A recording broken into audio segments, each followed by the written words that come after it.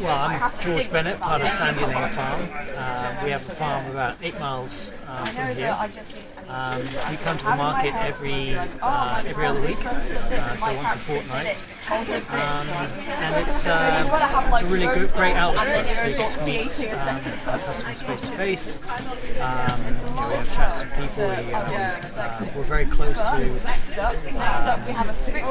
the customer requirements. They always tell us what they do and don't like and what they'd like to see. So it's fantastic feedback for us. And this time of the year, the fresh chilies are coming to the end, and we sell quite a lot of fresh chilies, tomatillos, things like that as well. I grow all the chilies on my own farm near Woodstock, and I make all the sauces and all the chutneys and things like that with my own chilies. I don't use pesticides, anything like that. I buy in predator flies to keep the green fly aphids away, and I use plenty of sheep manure, which I keep cheap as well at the farm, and try and do it as eco-friendly as possible, really. Hi, I'm Fiona from Curated Pickles. I make a variety of pickled vegetables and eggs around Oxfordshire. It's all locally sourced around Oxfordshire, so keeping it nice and eco-friendly, and there's no single-use plastic used across the whole business, which we're very proud of. The eggs are fully free range, and they're in a variety of different flavours, really. I'm trying to bring out back the old tradition of having a pickled egg in a pint. So I'm stopped in a few pubs around Oxfordshire, but then I do this market as well, East Oxford Farmers Market, which is great. They've got a lot of really good ideas here. It's a great market to be a part of, because it's part of the criteria for getting in is to be nice and eco-friendly.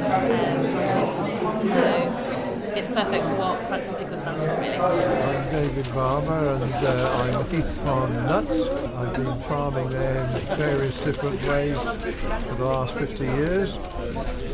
We started planting walnuts and hazelnuts in the early 80s, and I come and sell them produce at farmers markets, principally hazelnuts, walnuts and chestnuts. We also occasionally have other produce, so we do make nut oils, hazelnut and walnut oil, which has been selling very well today, I have to say. Oxford East is my best market for selling oils. Nearly sold out already today. My name's Steve. I've been coming to the market probably for 10 or 12 years now.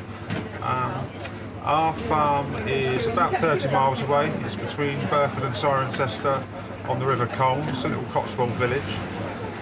It's been running over 100 years. It's a tourist attraction. You can come in, feed the fish, have a look round. Big cafe, farm shop. My name's Rupert. I produce apple juice. I run a local organisation called Tiddly Poms Limited. We set up a couple of years ago a pommery in Cutslow, North Oxford, and the result of a process of getting to know people who had fruit that was going to waste. And we've discovered that in the Oxford area there is an unbelievable amount of fruit that would go to waste, would fall and rot. Trees in people's gardens, trees in plantations, on people's farms and things. There is an enormous amount. Last year we processed nearly 20 tonnes of fruit that would otherwise have gone to waste, and we're only scratching the surface. And it just seems that somebody should be doing something with this. We should be making effective use of it rather than letting it all fall and rot and then going off and buying stuff that has been picked way underripe and stored for a long time and then freighted halfway around the planet to get to us. This is an upside down use of resources, and I think we should at least hold on to the knowledge of how to make good use of the resources we already have. So that's what we set out to do, and here we are. So I'm selling at the East Oxford Market, which takes place every week. I try and put in an appearance at least every other week, and I've built up a relationship with my clients, many of whom I know at least by face, if not by name. And it is all part of building a community, building a network, and it's very exciting. I love coming here, and I love the feedback I get from people about what we're doing. My business is called Mrs. B. Antique and Artisanal. I have different things from most of the traders here. I deal with from 1920 to 1970s, brooches, boxes, and I also do vintage clothes because I do baskets as well. This is really a nice, relaxing market. I do consider the environment because I never use plastic.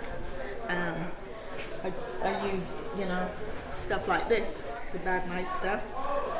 Stuff like this. I never use any plastic, so I do think of the environment. Hi, my name's Peter Crombie. I own a business called the Cotswold Curated. We make, as you can see, lots of different types of salami, chorizo, we have some pancetta, lots of lovely cured meats really. We've been coming to East Oxford Market for probably about 6 years now, and it's a really good way, I think, of selling our stuff, because not only is it successful, it's a really good way of getting feedback on the products we make. It's all very well making them, but we like to hear how much our customers enjoy eating them. We use lovely free-range pork. We source it all from Gloucestershire. The business is in Gloucestershire as well, so we use a lot of Gloucester Old Spot pork. We've also started using a lot of wild boar from the Forest of Dean, which is really beautifully flavoured. So that's about it really. Hi there, I'm Roger Crudge. I bring a selection of cow, sheep and goat cheeses to this market every week. I used to bring cheeses that I'd made myself, but I no longer have a cheese room, so I buy cheeses mostly from friends of mine who make cheese in various parts of the country that I've had dealings with in the past. And why come to a farmer's market to buy the produce rather than go to your local supermarket? I guess the biggest thing will be that there isn't an awful lot of plastic used in a farmer's market. Most produce here is wrapped in paper, and usually, with the exception of my cheeses, has a low food miles involved, and I think that's basically one of the best reasons for coming to a farmer's market.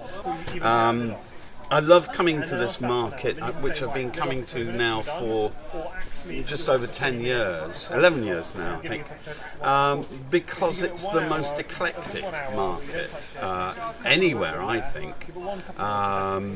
And it's just the best market there is. I mean, you get a perfect selection of different produce, and some really nice people selling here. So it's wonderful. The main attribute that this market has is that you're talking to usually either the person who grows the product or makes it, or has a very, very close connection, in my case, with the people who actually do make the cheese. You're buying from the producer or someone who knows intimately about the product itself, and hopefully you're getting probably the freshest produce you can get. The food world, the food scene is rather dominated by corporate business models in which stack it high, sell it cheap, and that's what food is, and it's all global markets, global commodity competition.